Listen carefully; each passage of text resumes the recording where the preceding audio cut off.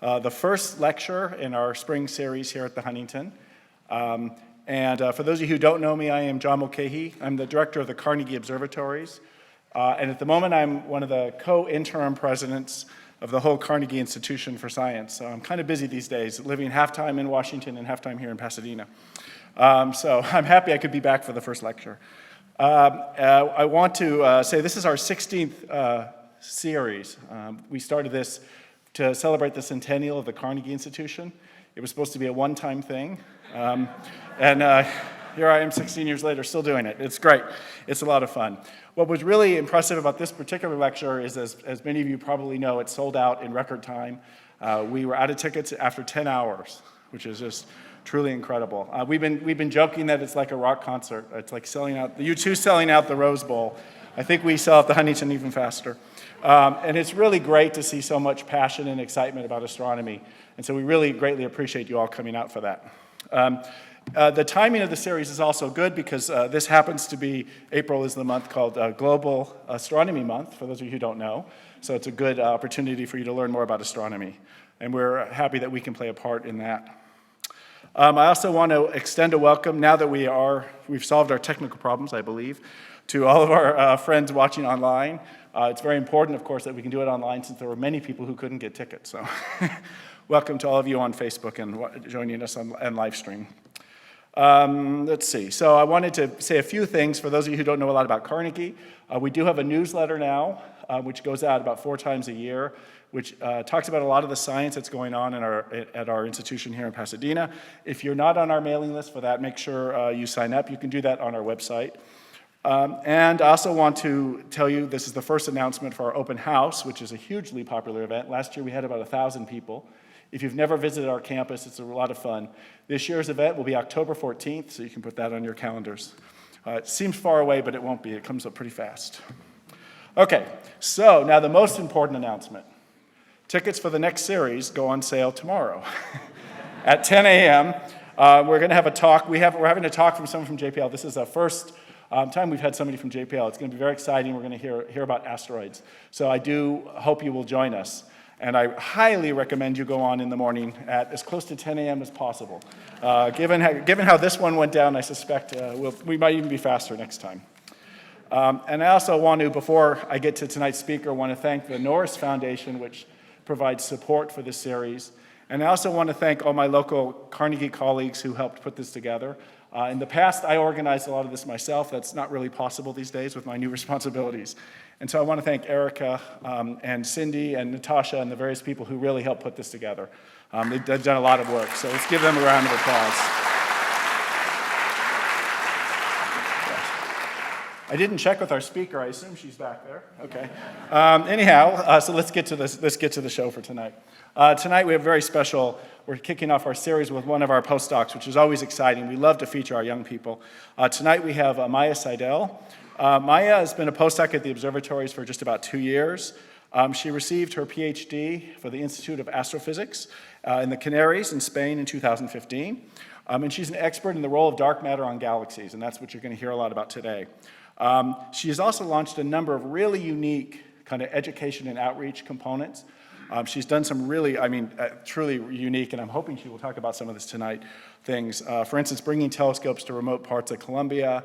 She did a lot of stuff with the solar eclipse last summer. Just a lot of things to kind of educate the public on astronomy. And some very exciting news about Marja. She has recently accepted a position at NASA's IPAC Center. For those of you who don't know, IPAC is on the Caltech campus, where she will be the education outreach scientist. So she'll be staying in Pasadena and helping to educate folks locally here about astronomy. So we're very excited we get to keep her here in Pasadena. And so, assuming she's here, there she is. I see her sneaking her head out.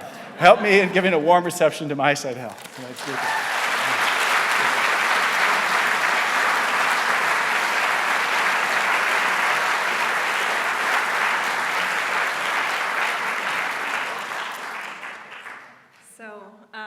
Thank you, John, for this really kind introduction. And I must say I'm really excited to be here today and take you all on a journey to the dark side of the universe and back, hopefully. I've been really fascinated with astronomy throughout all my life. And now I've been really very fortunate to be at one of the most prestigious institutions and scientifically really committed institutions at Carnegie for the last 2 years. And this is a really special place for me, but it also was a really special place throughout the last century. If you don't know it yet, you'll learn it tonight. And so I am mainly an observational astronomer. So I would like to start with a typical observer's question. What do you see? Think about it for yourself for a second before I tell you that the aim of this talk is actually to change your answer. So I hope it will be different from the city lights at night in Los Angeles or Pasadena. Because Pasadena is a really special place where the universe was discovered. Nowadays, we don't see that many stars, unless we maybe go to Hollywood. But therefore, we moved the telescopes from Mount Wilson to Chile. However, even on a night where the sky is sprinkled with stars, and on a good night, you might see something between if you're really lucky, 3,000 stars, all part of the Milky Way, which itself has more than 200 billion stars. But even on such a good night, you really don't see the major part, which is all around us. And I would like to talk about that, what we cannot see with our own eyes, and what really is invisible to not just our own eyes, but also to our instruments. And on top of that, how we are trying to investigate that. So, let me start. When I say I'm an astronomer, people usually think of something like that. And it's true, that is me. Captured by a friend of mine. When I was probably trying very hard to imagine to be glued to the Earth and to look down at the universe. It's a nice little experiment. I encourage you to try it for yourself. But this is on a night off. I'm not working. Because when I'm working, I'm actually glued to the computer screens in this structure over there, our time machine. It doesn't really look like the typical science fiction time machine, but they don't really work, right? What really works are telescopes. And I'll come back to that in a moment. But first of all, I want to convince you that we really are not just lying outside, but working very hard for every single data point. So I'm taking you a year back on our observation run where we were fighting with bad weather. Oh my God, this is just crazy. So what do I do? Here we can see the temperature, and above all also the humidity, which has just dropped below the critical mark. It's at 70.5, and the wind sadly is going up. So as long as it stays here at around 30, it's still okay. In 3 minutes we can open, hopefully. If it's not dripping. The water's condensing on the dome because the humidity's still a bit too high. Just taking a look here. Let's look up on the dome. It's just water pouring down. Water pouring down is not good. Yep, I think so. Yes. You actually do it? Wasn't enough. Yep. Yes, sir. Very good. Now the sky's finally clear enough to start observing, but we've lost a bunch of time. So Maya has a few objects that are on our list, but some of them are already starting to set in the night. So it's a matter of thinking about if it's worth it or not. This is what science is really like. In the textbooks, it's just a list of facts. They make it look easy, but every single data point is a lot of sweat and tears, sometimes a little blood. We're going to try to avoid that tonight. Yeah, so we are also trying to avoid some blood and tears in this talk.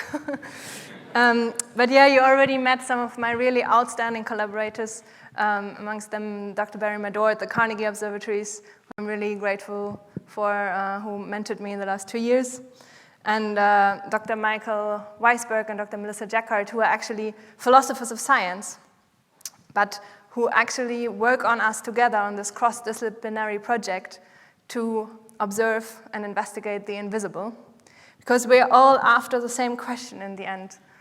What is the universe, and how did we get here? And some smaller questions, somehow to answer these big questions, is what I would like to address with you today. First of all, how can we use galaxies to understand the universe? And then, how can we identify dark matter structures? And don't worry, I will walk you through the different steps. And finally, I would like to share with you how to share the oneness of the universe and why I think it's really important. So let's pretend we are all observational astronomers. And we are in Las Campanas now at a different telescope, and we observe the sky. What do we see? Yet again. So the Milky Way, right? This beautiful air glow in this green shade. And then there are these two clouds kind of over here. And less than a century ago, we thought that the Milky Way is our entire universe, and these things, and even more spectacular images were taken of other spiral nebulae, were part of our Milky Way. And it was not until Edwin Hubble, a Carnegie and Mount Wilson astronomer, changed our picture of the universe and could prove that these spiral nebulae are actually their own galaxies. And suddenly, the universe was much bigger than we ever imagined. And then it took quite a number of years for someone to decide to not just point at some object. So normally we observe something that we find really interesting, but he decided to point the most powerful space telescope, actually the Hubble Space Telescope, named after Edwin Hubble, at a patch of a dark sky, something tiny like that. So really tiny compared to the size of the moon. If we zoom in, really, this is a tiny, tiny patch. If we compare this, for example, to planets that we could see through like an amateur telescope, it's a really tiny patch. And they were looking with the telescope over weeks at this tiny patch. And what did they see? Well, something really, truly amazing. Everything was filled with galaxies. And we can actually animate this picture and kind of fly through the universe. And we see how the shapes kind of are different. The closer galaxies to us have a lot of structure, some spiral arms. And then the further we fly into the universe, the further away these objects are, the more unformed structures we have. Now I was saying a little bit that these objects are older and closer, away, further from us away. Actually, our musician here already said, we look into the past, and that is where, the telescopes are our time machines. But what does it exactly mean? So the closest galaxy to us, our neighboring galaxy, is the Andromeda galaxy. It is only like 2.3 million light years away, pretty close.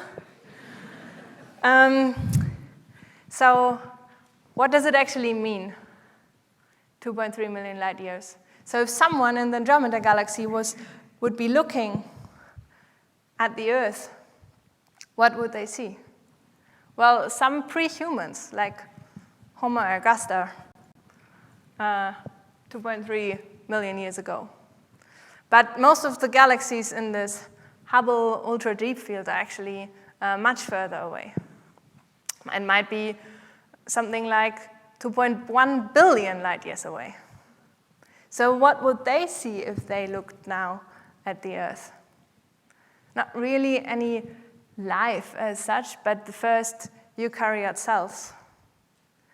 And the galaxy which is furthest away, somewhere maybe over here, is 13.3 billion light years away. What would these guys see if they looked at the Earth? Yeah, not really anything, huh? There was no Earth. The Earth is only, not even 5 billion years old. So this is something to give you a sense that, if you were dreaming of playing with time machines as a child, you really should have become an astronomer. And now the question is also, how are these galaxies organized in the universe? And actually, here's one of the first depictions of the so-called cosmic web, where each point from our central viewpoint is representing a galaxy. So they're like in bigger filaments, there are larger voids. And this was a study published by Steve Shackman, who is, again, a Carnegie astronomer, and is still at Carnegie today.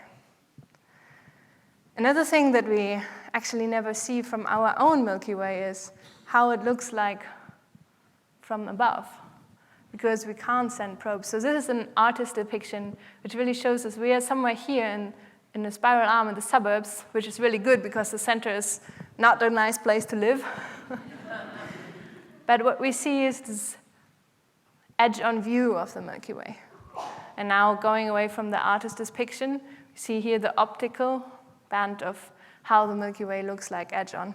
And you see all these dark patches, but that's dust. If we go to a different wavelength band, we can get kind of rid of it, which leads me to something that we, again, cannot see with our own eyes, but with instruments. So we can look at the Milky Way from gamma rays, X-rays, when you go to the doctor, more higher energetic radiation, go down into infrared, which is slightly cooler. We all emit in infrared. And then to the radio. So this shows us very different pictures of the same object, of our own home galaxy, and basically the different spectral ranges going from wavelengths that are as big as a building, down to wavelengths that are like a baseball, to the visible, which is like this tiny little fraction of light, down to wavelengths which are really, really energetic, and in the order of the atomic nucleus. But this is something that we can see with the help of instruments. But I know that most of you also know about something that we actually cannot see, which is sitting somewhere in the center of the Milky Way, which is a supermassive black hole, which, of course, no light can escape from it. But how do we know that it is there? So these points are all stars, where the movement of those stars was observed between 1995 to almost 2012 by different teams in the US and also in Europe. And by looking at how these stars in the center of the Milky Way were moving, they could know that there was a very large object, a supermassive black hole. But black holes really are not so interesting because they are nothing but material like you and me, the floor, but just really, really compressed. But actually, the movement of stars has taught us about something even stranger. So observe these two galaxy depictions. And at the first glance, they look pretty similar. But if you look here at the outskirts, you see that somehow this one is moving a lot slower. And this one is a lot faster, right? So this depiction here on the left actually shows us what we would expect the stars to move if all the matter that we had was what we see. Not just in the optical, but again, all the different wavelengths added. All this matter together would create a certain gravitational potential that would cause this movement of the stars like that. But what we observe in the galaxies is that. And if those stars were moving so fast, normally the matter that is there would not be enough to keep them there, so they would just fly away normally, because they are moving so fast. However, they don't fly away. So there must be some sort of additional matter there that we cannot see in any of the different wavelengths that keeps them in place. So we call this thing dark matter. So this is a galaxy without dark matter, and this is one with dark matter. And the difference of this so-called rotation curve, so this is the one that we calculate where the stars move less fast, and this is the one that we actually measure in the galaxies. One of the major people who discovered this was a very extraordinary scientist called Vera Rubin, who again was a Carnegie astronomer. And yeah, unfortunately, the Nobel Prize Committee was a little too late because she unfortunately passed away a couple of years ago, but her work was really extraordinary and would have deserved a Nobel Prize. Apart from galaxies alone, we can find evidence for dark matter in monsters like these. This is a galaxy cluster. Our own galaxy also sits in a galaxy cluster called a local group. It's not such a creative name, but that's the one we're stuck with. And these clusters are really massive objects. However, an object must be extremely massive, again, more massive than all the mass that we see, to be able to bend light in a way that, or bend space-time in a way that the light of a distant object behind the galaxy would be shown here on the side, so that we here on Earth could see this galaxy on the different sides of the objects as arcs. So let's go to the picture. And in fact, do you see here, there's some arc, right? And here, and here, and here, and here, and here, and here, and here, and here. Isn't this crazy? So this is really a very strong, we call it gravitational lens, where there's much more matter than what we see, and that causes these rings. And some, like the most famous depiction of this would be an Einstein ring, and maybe you have seen this on the news, April 9th today. Image, Hubble finds an Einstein ring. So there's one object behind, and there's images of the same object kind of all around it. And I would like to do a little experiment that I encourage you to repeat. So I need to just quickly change the...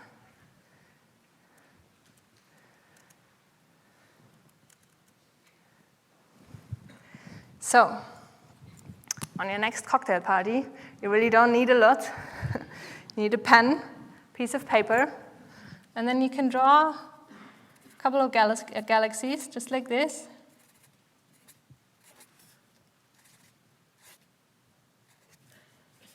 Yeah, must not be like a huge cluster, like 4 are probably enough. And then you take your wine glass and something happened to it. Don't forget to apologize, wine glass, okay?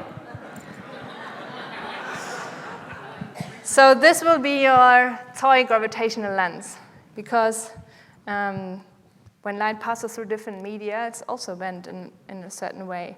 And then if you put it over these galaxies, you can see how it's making these arcs. And we almost get an Einstein ring there. Works with every single galaxy, yeah? And then you can tell the story of everything you discovered so far and what you're yet about to discover. Okay, going back to the talk.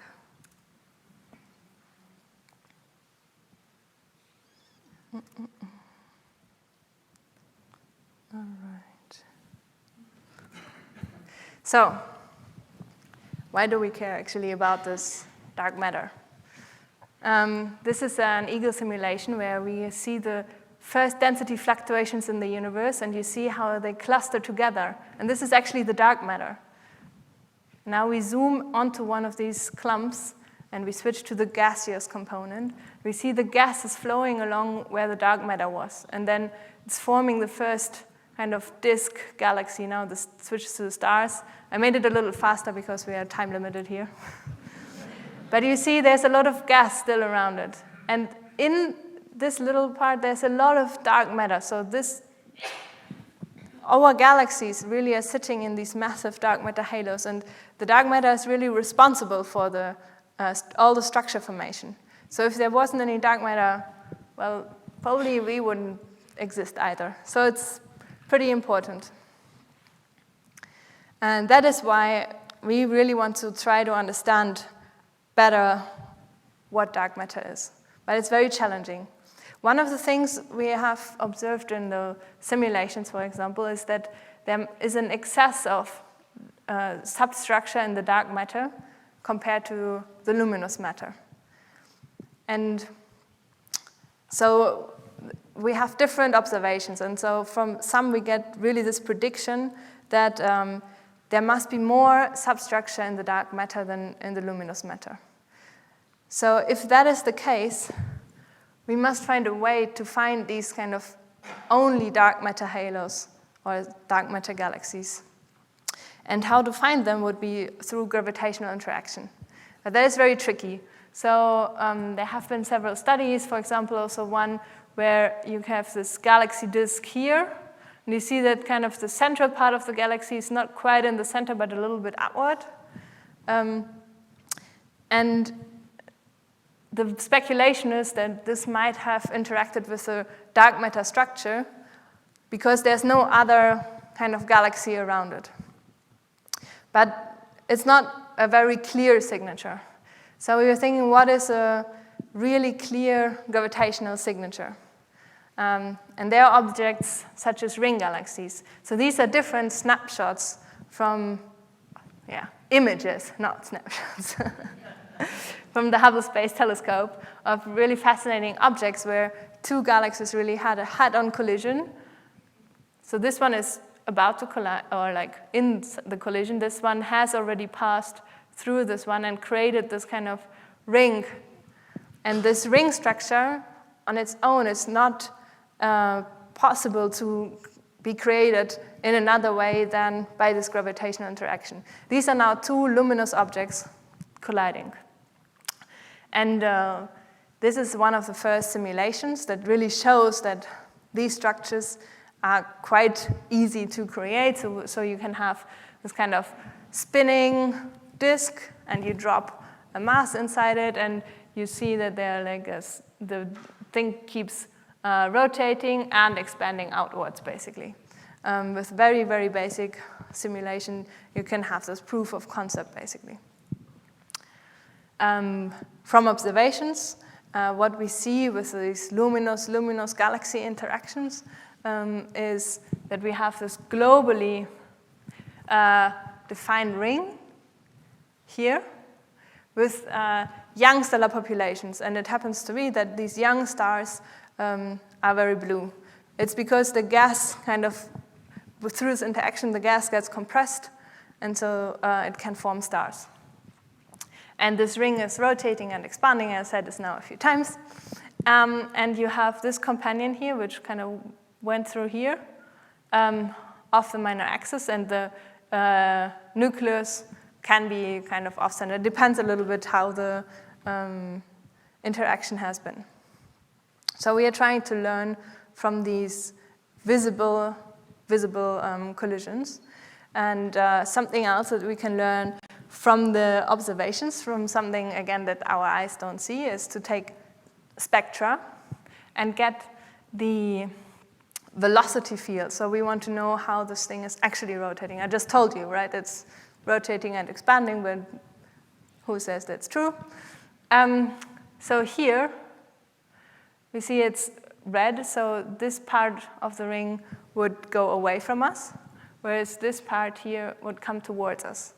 And this is kind of tilted, right? So it's not horizontally or vertically aligned, which would mean it's only rotating or only expanding, but it's tilted, so it's doing both things. And we can also look at it from a perspective from simulations, where we know what we put in, we collide these two galaxies, and we see, okay, this velocity field looks kind of in the same way. So it seems to work for these luminous interactions. But what if you had objects like these? So only the ring without a collider. But let's kind of zoom out a little bit. In fact, you have seen this object here before. You've seen both, but I talked about this one in the talk, where this galaxy passed through. But this one you've seen on kind of the announcement of the talk. That is one of our candidates where we do not find a close neighbor that could have passed and could have caused this ring. So this little galaxy is like at a way different distance than this ring. So the hypothesis is that instead of two luminous galaxies colliding, you have the normal galaxy, and then a dark matter halo drops into this galaxy in the same kind of collisional path, kind of like causing these ripples, not in space-time, as in half a year ago with the collisions of the neutron stars, but ripples in the stars and gas. So we can form this star-forming ring without a collider. So to investigate this first, I told you I'm generally observational astronomer, but I also started looking into theory and running simulations. So to see if this is actually possible, we try to set up simulations and see what happens. So here we have the gas and the stars of our target galaxy, and I'll start it, and we just drop a dark matter halo onto this galaxy. So this is just before the collision. Here you see how this compression goes through. And actually here there will be the stars formed. But now you see as this evolves, it's really not such a long-lived structure. In a couple of rotation times, it's dissolving. That's what makes it really challenging to find these objects to observe. So here are just a couple of snapshots, because something what we are learning also from the simulations is how different can these structures look like in different stages, and maybe we can, and in different orientations. Since they are quite rare, we might have different targets that we could observe. So on the top, I show you basically the front view, we say face-on view, and then here's this edge-on, like side view of the object. And these four panels show you the gas, and this is kind of just after the pass when it got hit. And you see how this whole disk kind of bent upwards still to where the dark matter halo came in. And then this is like longer after the pass. And here I show you kind of the dark matter halo, which is just from face on, and here just from the edge on, where these two halos like pass through each other. And yeah, so it seems to be possible to create rings. So now we need to investigate which kind of dark structures can cause which kind of signatures. So one thing is really obvious. If this dark structure is heavy, then the splash will be much more significant. But then one of the other parameters is called the halo concentration class. And that means how kind of concentrated this halo is. So the more concentration, or the higher concentration class, the stronger the effect of the interaction. You can kind of imagine if you have a cream cake, and then you have a soft ball which hits it. It might not be such a terrible effect than if you have a golf ball which is tiny but a lot more heavy, and it would just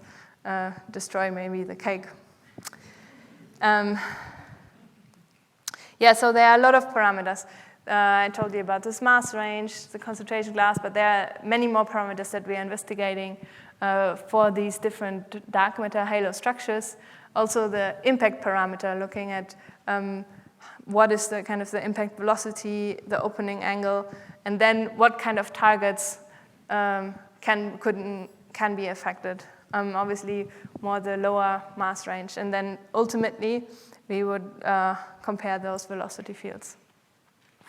Yeah, as I told you, this is a cross-disciplinary effort where we're working together with the philosophers of science, because if this turns out to be a discovery, it's really not the end, but just the beginning, because we're trying to learn about dark matter, and the first tiny steps will lead to a lot more information. So, for example, if we look at kind of the evolution of the universe, we see that at the very beginning, the universe was opaque, so no light can actually reach us. But if we can use dark matter to learn how really the beginning of the universe was like, just the billions of a second after the start of the universe, that would be something really, really, really interesting. And there are many more things that we can learn about it. So the other reason why we should care, so let me present to you the composition of the universe. Everything kind of we see and can describe with physics, chemistry, and biology is really a very small percentage. It's just kind of these 5% here, where a lot of it is actually just gas in the universe, 4%, and then 0.5% is stars, and then some of the heavy elements, really 0.03% is what we're kind of used to. And then a big part here, 25%, is dark matter. So we really don't know anything about it. And what's the rest? Dark energy, and it's definitely not enough time to go into detail on dark energy, but just to say it's doing its job. So what it does is kind of acting like an anti-gravity and expanding the universe. And to illustrate this a little bit, I have a second little experiment for you.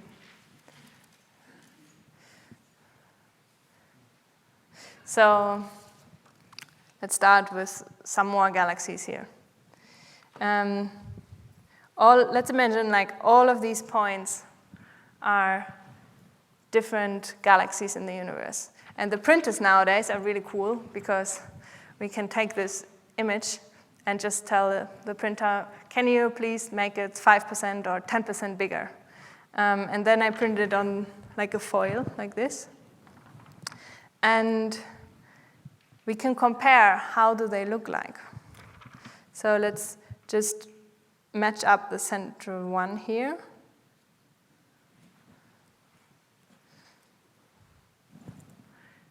So what do we see? It somehow seems that all the other objects are kind of moving away from this one. And the further away these objects, the further away they have moved. So it's not really that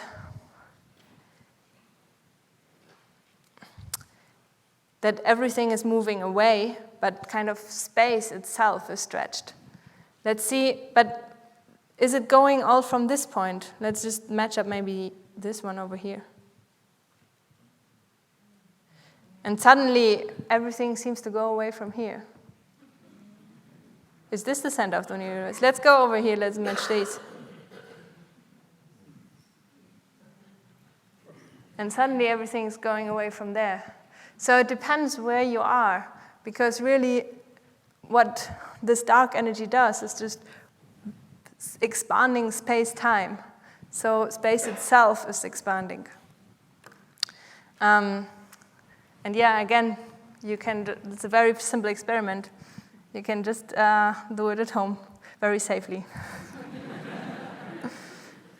Going back here, I want to ask the same question. Why do we care about this dark energy? Because it's actually really interesting. So this, this is a cosmological simulation, very quick one, where we see what happens if we have the universe as we know it today, with dark energy and dark matter, and it's expanding. So there are these different snapshots, and we end up with like a galaxy cluster. It's only a part of the universe. So you see that there are very defined structures. Now, if we have the same thing and just switch off the expansion, what do you expect? Let's have a look. So first of all, it seems it's forming some structures, but then somehow these structures can't stay. And what happens is basically these particles are too hot. They start clustering, but then they're too fast, they're too hot, and then everything is kind of expanding again. So this dark energy, this expansion is really needed to cool down the universe, to form these structures. So again,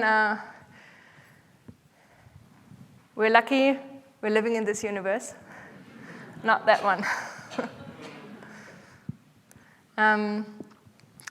So there are two things, or like one first, that I'd like you to take away from this first part.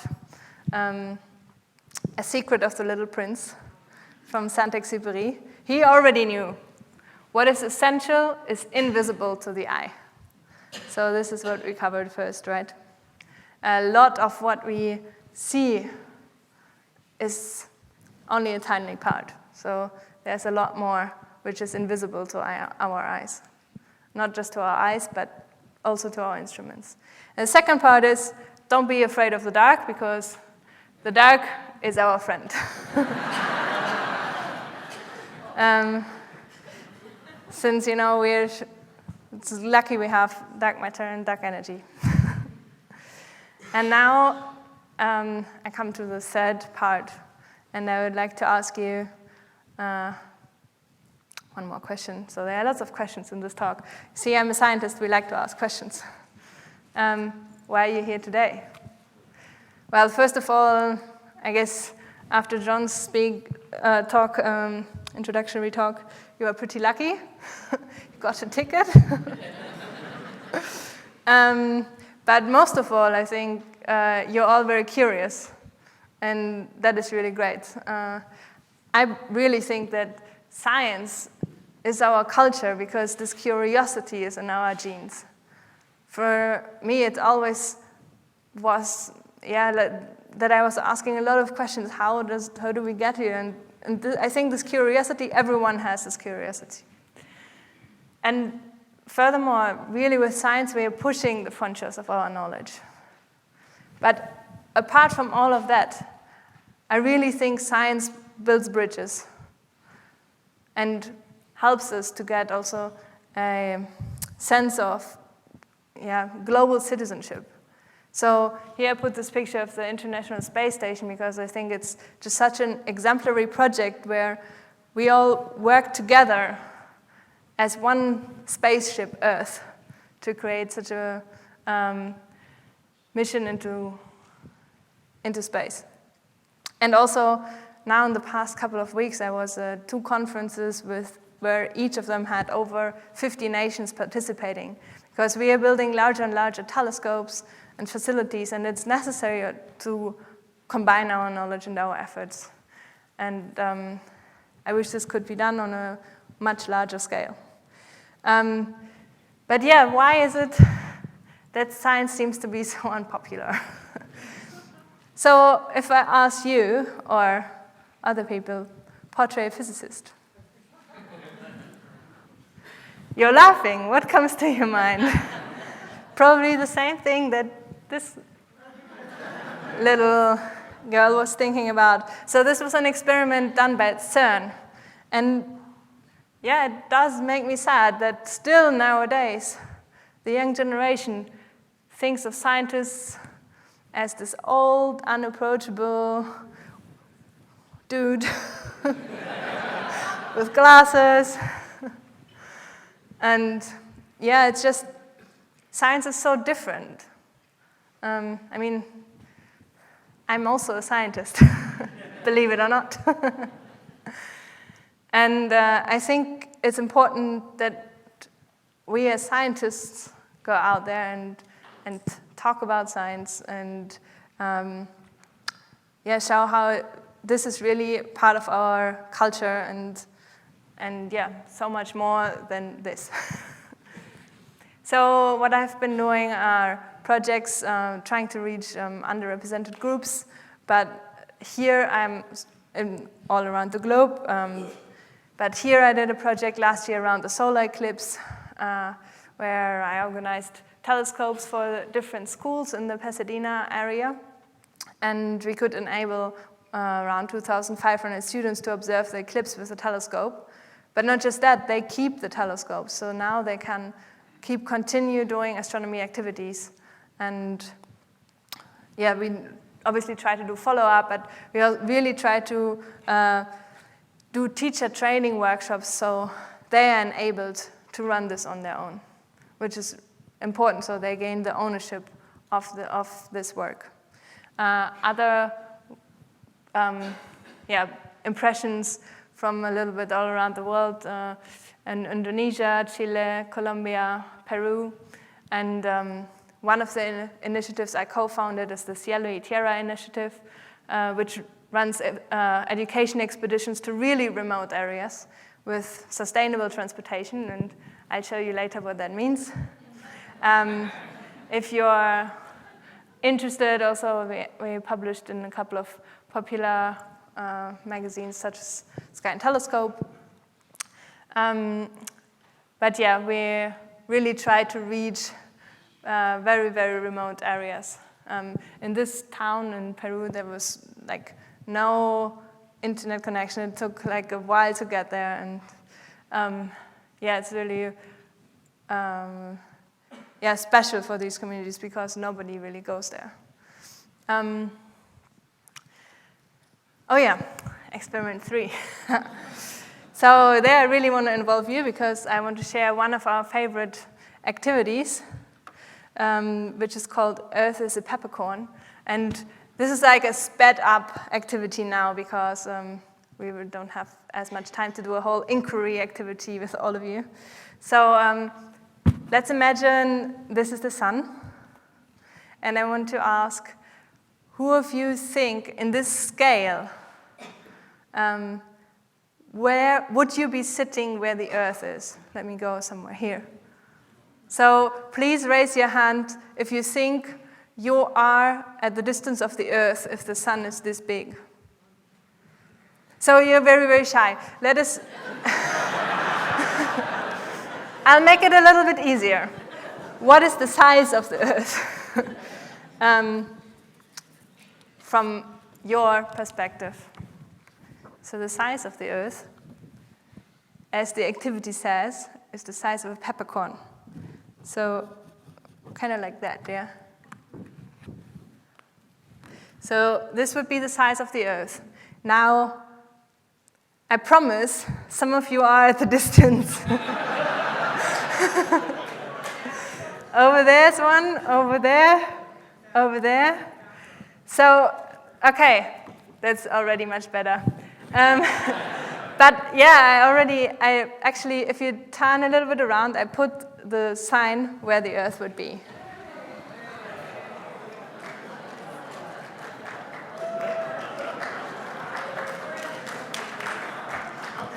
So there's also a little hole in that piece of paper, which probably you cannot see, but this is how tiny the Earth would be. So really this tiny, I hope you can see this little dot here.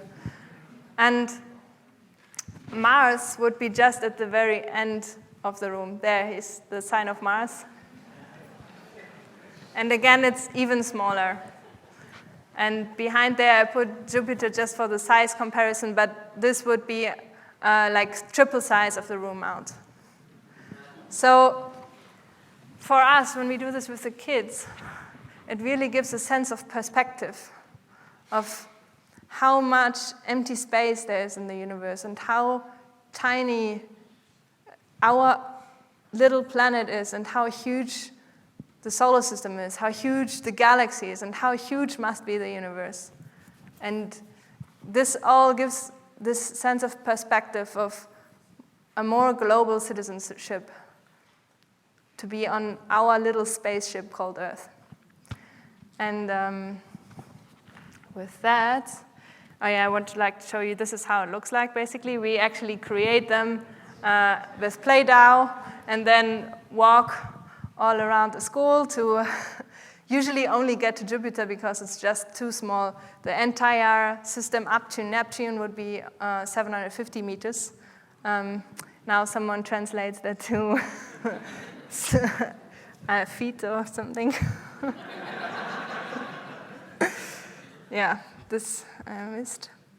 But yeah, as I said, I've initiated some of these expeditions, but I'm also I'm very lucky to work with very, very dedicated people in a team. So not just Cielo y Tierra, but also Galileo Mobile, and we celebrate our 10th-year anniversary.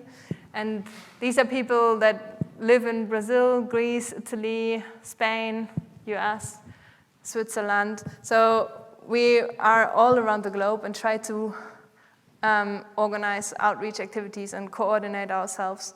And it's purely volunteer run, which I find really amazing to work with these people. So on our webpage, we have developed handbooks and have uploaded our documentaries if you want to have a look. And I would just like to show you a little mix of impressions of the different of those expeditions.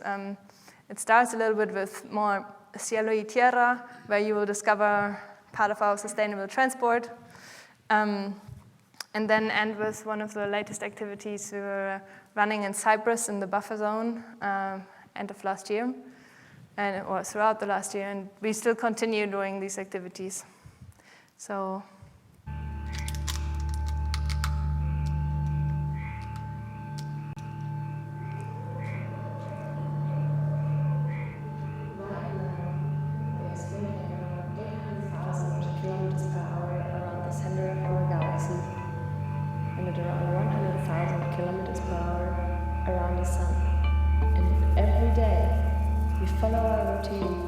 Forgetting about how lucky we really are to live on this unique planet.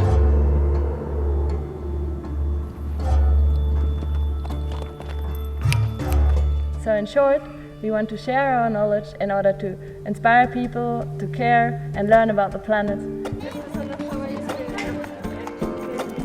Through interactive workshops, using both basic material that is locally available, as well as equipment we bring along, we aim to trigger people's curiosity, learning about the environment which surrounds us, its unique and diverse ecology, trying to understand local and global influences. So what's the sun? To better answer this question, we will actually travel with a small solar telescope. For the night, we have binoculars to observe the sky. We will build, construct, and playfully learn about the Earth, the sky, the universe, and our place in it.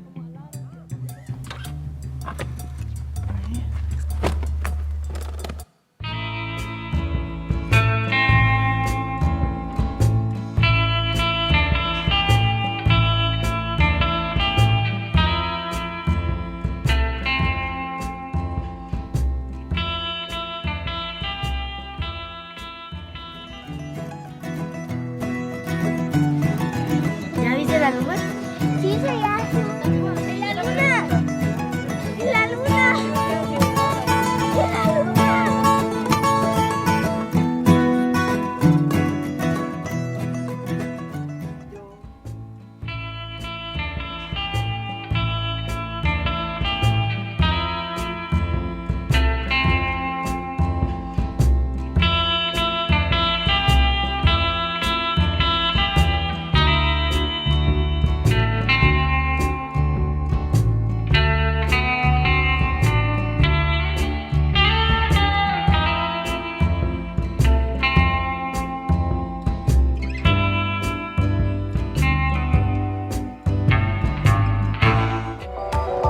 It has been said that astronomy is a humbling and character-building experience. There is perhaps no better demonstration of the folly of human conceits than this distant image of our tiny world.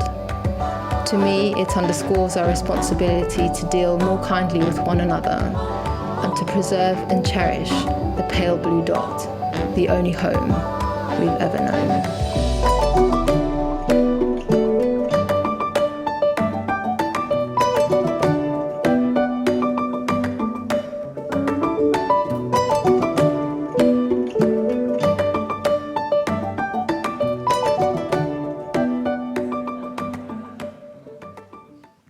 Yeah, it's tiny, isn't it? So yeah, these were from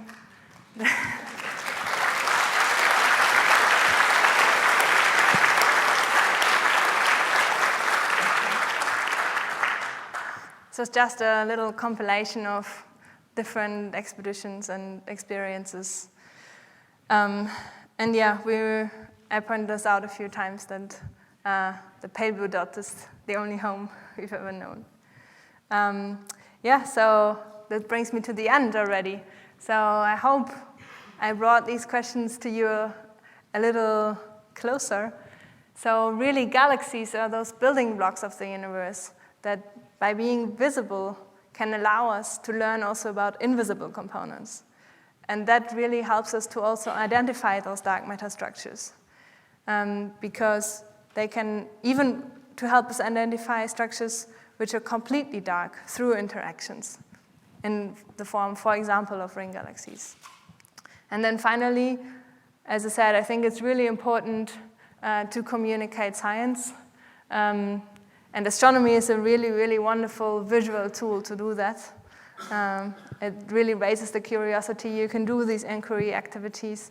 But last but not least, it really provides this sense of a global citizenship. And finally, has your answer changed? What do you see? So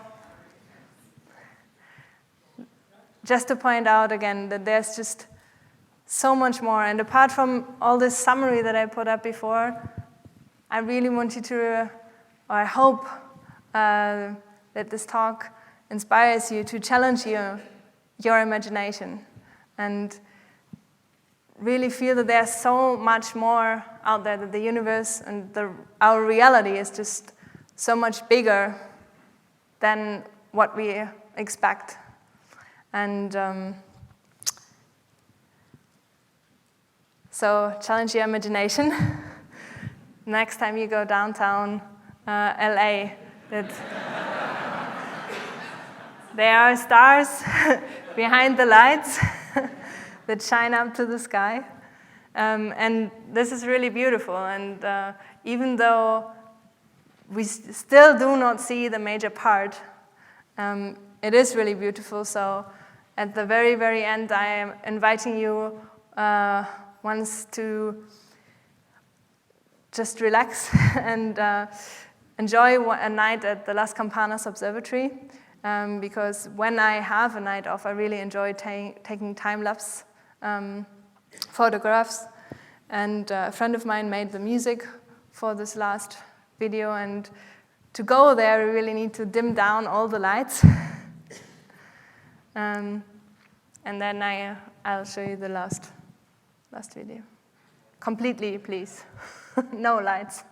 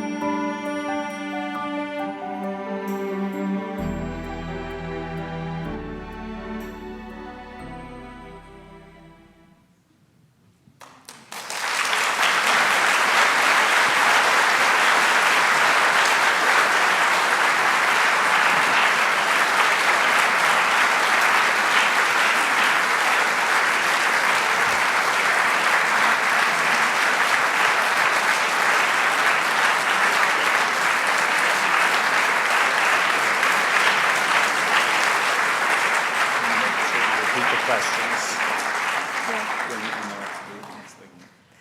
Yeah, thanks a lot. And obviously, I'm also happy to answer questions. And is it still on here? Yeah. I have no idea if your observations would be obfuscated by the natural gravitational lensing, but have you noticed any dark matter formations around black holes that commonly occur? So I have mentioned black holes in this talk, but I'm not looking directly at black holes. So I'm looking more at the outer parts of the galaxies.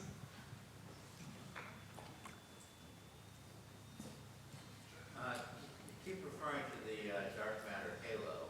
Is there any reason to think or to not think that there may be structure, dark matter structure within a halo? Yeah, for sure. So we think that there's the general dark matter halo of the galaxy, but then there are substructures in the halo and around. So that's what at least we think. Yes. And so when you speak of a collision, let's say, between the dark matter halo and a visible galaxy, galaxy, is that, I assume that's going to be still entirely gravitational, Yeah. right? No thought of a electromagnetic. Entirely only a gravitational interaction, which causes then effects in the normal matter. So then that's why we see it in the end. Thankfully. So the splash is entirely gravitational. Well, so there are different theories that also some dark matter particles might be self-interacting, which also could, like certain parts might be possible to test. But we for now assume that this is a pure gravitational interaction. Yeah, this is about the shape that the galaxy takes after the encounter with this dark matter structure, right? You're saying that it's pure gravity, but is it possible that we are missing something because? Yes, always. Yes. This big size of dark matter will actually pull into the center, right? Like such a huge object, all this matter from the galaxy, but instead everything just seems to just repel like a magnet going through it. Instead of pushing everything, just leave the shape in the middle, like some different type of force. Is it possible? So I'm not sure if I fully understood that you say that it changes the shape in a different way than just the splash? Yeah, no. If it will be gravity, it will be a different reaction from my point of view. Because this structure is going through the galaxy. Yeah. But you have this perfect shape of ring for what you can see. So this effect, it might not be caused by gravity, but for some different type of force, because we don't really know the structure of dark matter, right? So we don't really know how it can interact with normal matter. So we'll just go through it and just repel. Yeah, so far we think that, or what we know so far is that it only interacts gravitationally. That is why we can't see it. So if it was interacting electromagnetically, then yes, we could see it. Or with a strong force, we would have seen it since ages. So the only way we can see it is through gravity, and that is why we think of a pure gravitational interaction. Does this answer your question? Otherwise, we can talk after. Matter is not distributed evenly throughout the universe. Visible matter. Is there any people have any theory as to how dark matter is distributed? Is it evenly distributed, or is it also clumpy, or does it distribute with the visible matter? So I think I showed the. Let me go here. This was probably a little fast when I showed this simulation, basically. This is now showing the first density fluctuations, but in the dark matter. So actually, dark matter starts, let me maybe stop it here. This is dark matter. Dark matter starts to fall together and form these first structures. And actually, the luminous matter traces the dark matter and falls along where the dark matter has already formed those overdensities. And then so when we zoom in here, now it's changing kind of to the gaseous component, and you can see that the gas is following these dark matter structures. If I go to the end, you see again that this is where the galaxy was. So this is actually the stars. And we look at the gas, and then we look at the kind of dark matter component here. So it's sitting inside this dark matter halo. So it's this very similar distribution, but just there's a lot more dark matter than luminous matter. So does that mean that dark matter is an intrinsic property or related to the visible matter? I mean, are they? Yeah.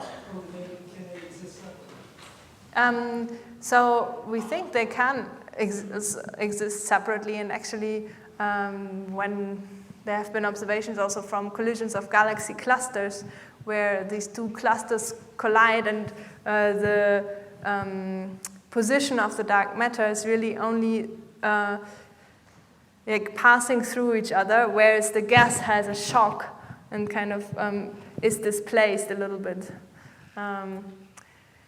Yeah, so they can kind of not necessarily decouple, but kind of they're not exactly bound, but they're to each other, but they follow each other because they both react with, or follow gravity, basically. Questions? I'm listening in the back. Oh, wait, sorry. Go ahead. What material is dark matter? So I can tell you what it's not. So let me go here. So these are some slides that I found from a particle physicist, which is actually really helpful. Why is dark matter so dark and why is ordinary matter so bright? What is actually the dark matter particle? So there we go back to like these four forces of nature: gravity, what I was already talking about, and then this electromagnetic force, which is also so the interaction with light, the strong force which binds the nucleus, and the weak force, which is the radioactivity. So these two definitely can be ruled out for dark matter, because if it was interacting with the electromagnetic force, we could see it. Strong force, yeah, we could definitely also find it. Then what kind of particles do we know? What have we detected? So there are all the particles that we know until nowadays. Anything, this builds up the atoms. Here we have the electron and the newly found Higgs boson. Everything's on there. So could anything of this be a dark matter particle? Well, these are all interacting with the electromagnetic force. So none of them can be a dark matter particle. Now let's look at the strong force. The quarks are doubly ruled out, as is the gluon. And then finally, we have to see which are stable, because the dark matter is stable over a long time. It's always there, and if it would decay very fast,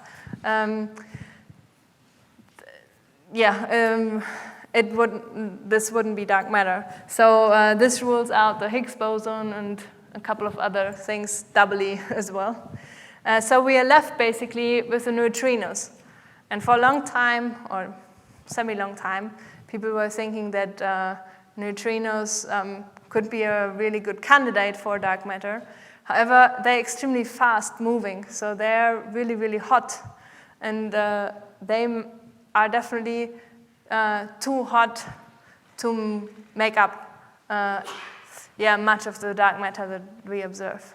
So from everything we know from all the particles we know, really, there's none, unfortunately, that can be the dark matter particle. So I can tell you what it's not. If you give me another particle, we can have a look. And yeah, so apparently this is really exciting for particle physicists because they can expand theories. But yeah, for some people it might be frustrating. Anyway. Is it thought that dark matter is a single element or a multiplicity of different elements which makes some darker, and lighter darker? Well, this is a very good question if there's multiple flavors of dark matter.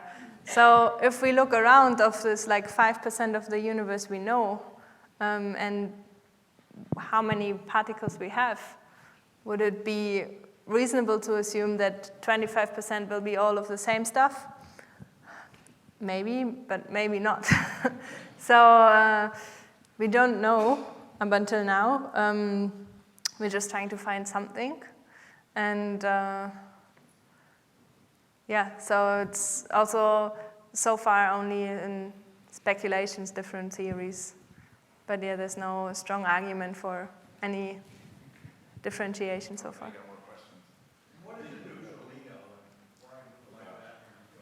What is a neutrino? Neutralino.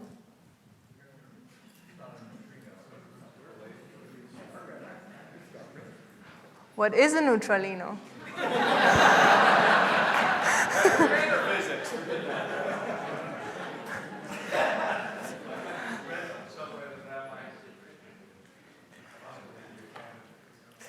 Okay, here we have a candidate. Keep them coming. Follow up with the second last question.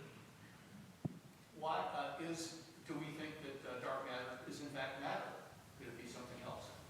So the reason why we say dark matter is that it behaves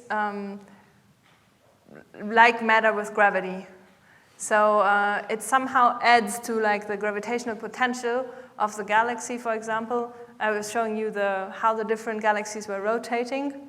So in our kind of perception, we say that there must be more matter in order to create a larger potential to keep the stars from flying off, basically.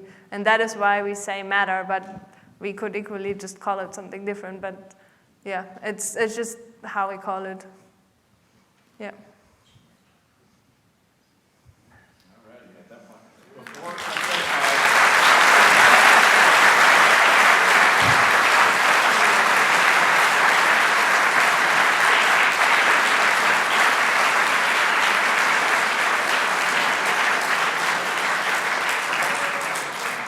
Reminder, 10 a.m. tomorrow, tickets go on sale.